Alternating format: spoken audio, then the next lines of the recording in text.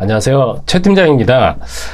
오늘 영상은 채권 채무 관계 중에서 민사적으로 이제 강제 집행하는 경우 이외에 달리 이제 채권 추심할 수 있는 방법, 그 중에서도 형사적으로 채권 추심할 수 있는 방법에 대해서 간략하게 알아보도록 해보겠습니다.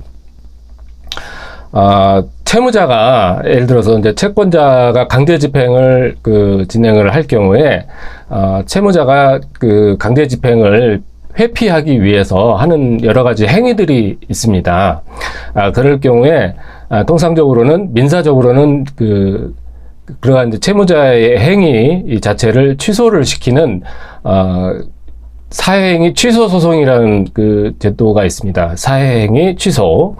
그렇게 이제 한 종류가 있고, 그 다음은 두 번째로는 이제 형사적으로 그런 채권자의 강제 집행을 회피하기 위해서 채무자가 하는 행위를 형사적인 책임을 묻기 위한 제도가 하나가 있습니다. 그거는 강제 집행 면탈죄로 이제 통상적으로 형사 고소를 하게 되는 경우가 해당이 되겠습니다.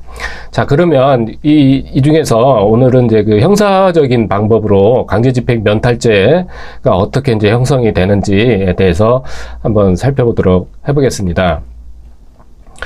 통상적으로 채권자가 이제 강제 집행을 이제 진행을 할 경우에는 이제 채무자의 재산이 있는 경우에 해당이 되겠죠. 뭐 통장에 예금이 있다든가, 뭐 부동산을 가지고 있다든가, 이럴 경우에 이제 채권자가 공정증서나 또는 뭐 판결문을 가지고 집행문을 부여를 받아서 채무자의 적극 재산에 대해서 강제 집행을 이제 하는 경우가 해당이 되겠습니다. 뭐 예를 들면 뭐 압류를 한다든가 또는 뭐 경매를 뭐 신청을 한다든가 뭐 이런 행위들이 이제 해당이 되겠죠.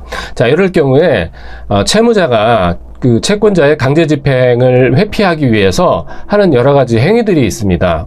예를 들면은 채무자의 재산이 있다고 가정을 했을 경우에 뭐 통장에 예금이나 또는 뭐 부동산이라든가 또는 뭐 동산이라든가 이렇게 해서 채무자의 재산은 여기서 동산과 부동산을 가리지를 않습니다. 구분이 없습니다.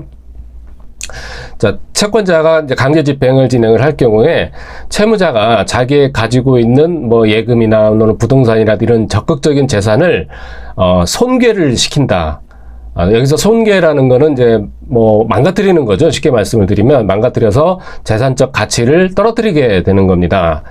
또는 자기의 재산을 은닉을 하는 경우에요. 은닉을 한다는 얘기는 어디다 숨겨놓는다는 얘기지 않습니까? 강제 집행을 피하기 위해서. 자, 그게 이제 해당이 하나가 되겠고, 요건이. 그리고 또 하나는 채무자가 허위의 채무를 부담을 하는 겁니다. 그럼 예를 들어서 이런 경우는 뭐가 해당이 되느냐면은,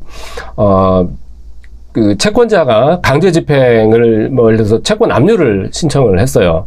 그런데, 여기서 채무자가 허위로 자기가 채무를 부담을 하는 겁니다.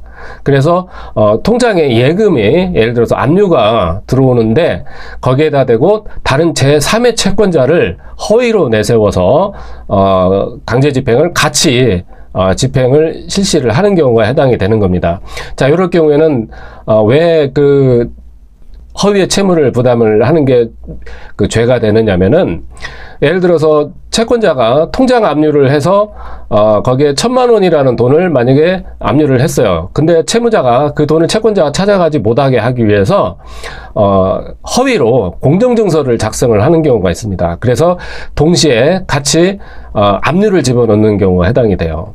그렇게 되면은 결론적으로는 어떻게 되느냐면은 압류된 채무자의 예금이 있죠. 예금이 안분 배당이 됩니다. 채권자의 금액의 비율로 해서 안분 배당이 되게끔 돼 있어요. 그러면 어떻게 보면은 선의의 채권자는 자기가 1,000만 원을 압류를 해서 인출을 할 수 있는, 추심을 할 수 있는 권리가 생겼는데, 채무자가 허위로 자기가 채무를 부담하는 걸로 인해서 다른 허위 압류가 들어오게 된다 그러면 그 1,000만 원을 자기가 추심을 할 수가 없고, 들어온 채권의 비율대로 해서 나눠 갖는 경우가 생기게 되는 겁니다. 이렇게 채무자가 이제 허위의 채무를 부담하는 경우가 또 하나가 있겠고요.